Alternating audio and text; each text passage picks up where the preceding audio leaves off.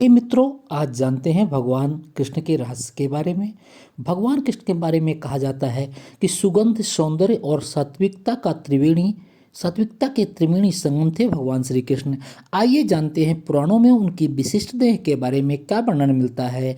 कैसी थी श्री कृष्ण की गंध? श्री कृष्ण के शरीर से मादक गंध आती थी। इस वजह से कई बार वेश बदलने के बाद भी कृष्ण पहचान लिए जाते थे।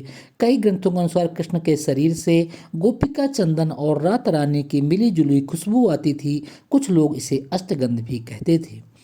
भगवान श्री कृष्ण चिर युवा थे। भगवान श्री कृष्ण ने जब 119 वर्ष की उम्र में देह त्याग किया, तब उनकी देह के केस ना तो श्वेत थे और ना ही उनके शरीर पर किसी प्रकार की झुर्रियाँ पड़ी थी। अर्थात वे 119 वर्ष की उम्र में भी युवा जैसे ही थे।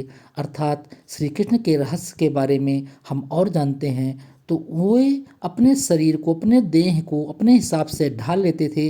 कभी उनका शरीर स्त्रियों के जैसा सुकोमल हो जाता था, कभी अत्यंत कठोर। युद्ध के समय उनका शरीर वज्र की तरह कठोर हो जाता था।